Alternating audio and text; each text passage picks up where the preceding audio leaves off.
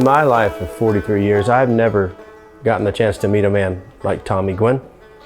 Honestly, the pinnacle of my career as a songwriter is meeting a guy like him, but it extends so far beyond that.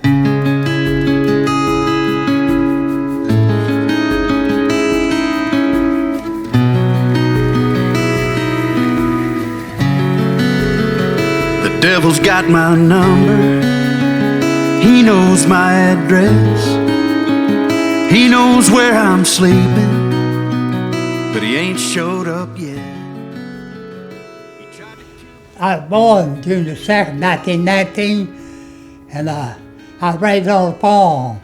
And going to school, I had milk 4 cows in the morning before I go, and then I didn't want nobody sitting beside me. I smelled like an old cow. That GI soap wouldn't get that smell off. I didn't want nobody sitting beside me.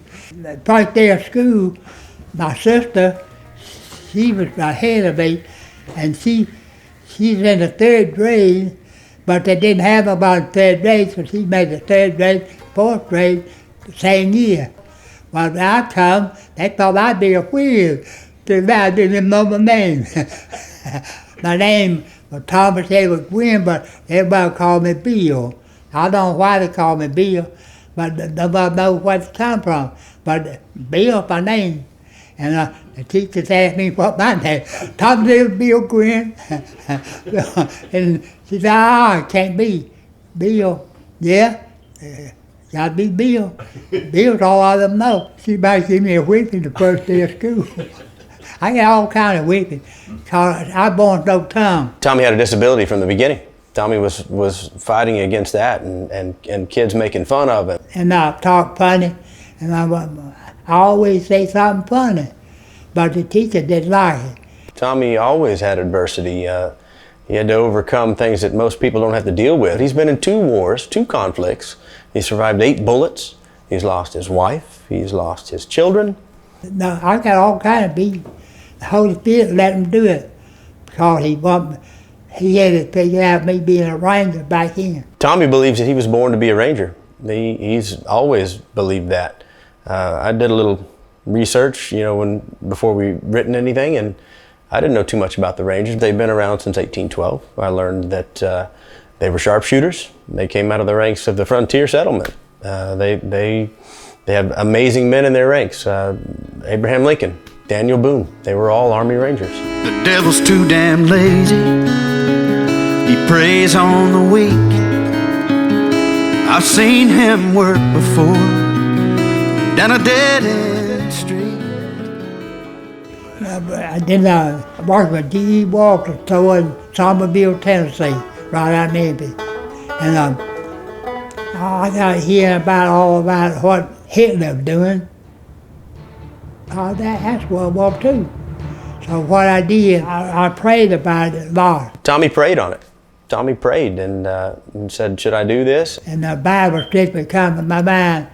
It was greater love, and no man in this, that a man lay down his life for his friend. So I picked a nickel up. You decided to flip a coin. I picked it up. I said, heads, I'll join the army, tail, I'll stay here. And then he flipped the coin, called heads, and it landed heads. The tail come up first and flipped over. No, the head went down, but the head flipped over. I went right there, tied up.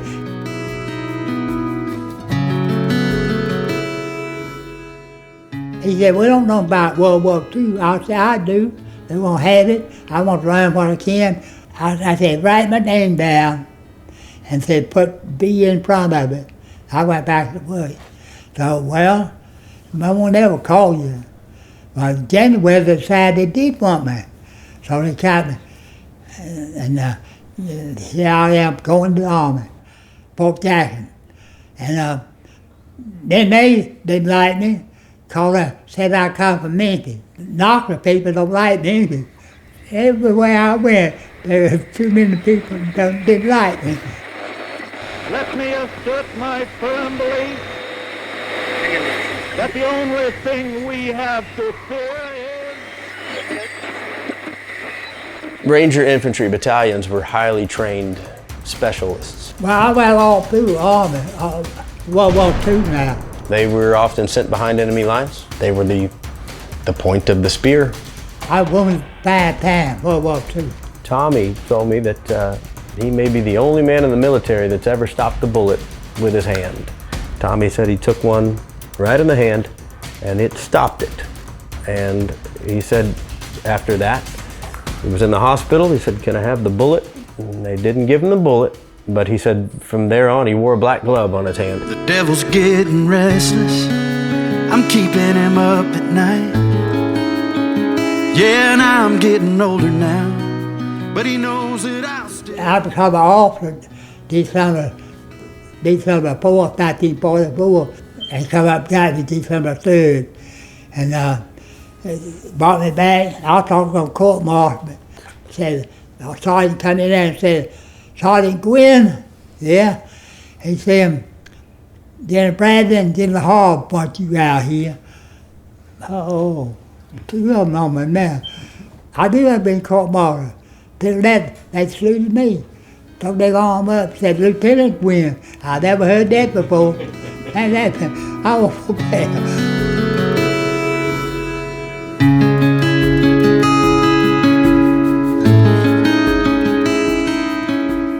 I come home World War II, and then the first thing they showed me, like all the ship, they said, "Gwynn, front and center." I come, said, "Everything you done, you can't tell." That's funny, but I'm glad now it's dead. I was here 36 years before they even knew I was a Ranger. World War II has ended. Tommy comes back to the States. He's working at a grocery store, and another conflict broke out.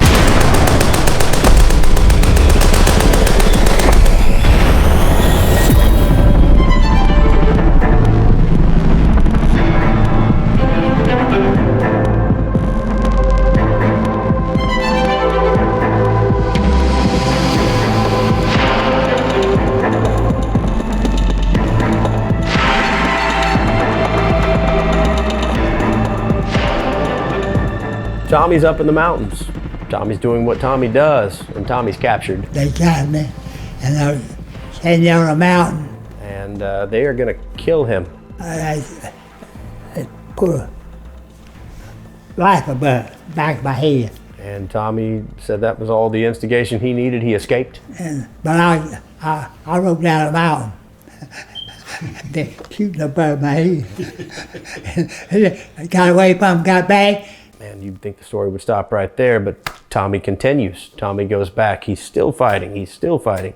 He's captured again. They made the field. They got me again. And from what Tommy told me, this time, this was pretty much the end. Gonna take my clothes, took my sock clothes off, gonna take my belt buckle, see, pull it. They didn't know how to do it. And he had the GI belt, the standard issue GI belt, and they could not figure out how to get that thing working. They stuck a bat at my bow, right there. Because I wouldn't have them that belt. And the little Korean, I got back, said they're gonna hang you. Said they're gonna hang your clothes on. They take the clothes off. They couldn't, when he did that, I hit him. He went that way, down I went. I didn't know what I was doing. And come back, blood still running out my nose. He tried to kill me in 51 and twice at Normandy. The devil's got my number. Tommy has a spirit like I've never seen. Tommy puts his money where his mouth is. He's the epitome of a patriot, of a soldier, of a fighter. A Ranger now goes to, that's my greatest honor. A Ranger to go to another war to lead the army in the battle. And a soul he wouldn't let go of. I tell him the truth when he's telling his lies. I'll stare straight up, look him dead in his eyes. Let him haunt me, let him taunt me. The devil don't want me. The devil don't want me. The devil's got my number. He knows my address. He knows where I'm sleeping, but he ain't showed up. Yeah.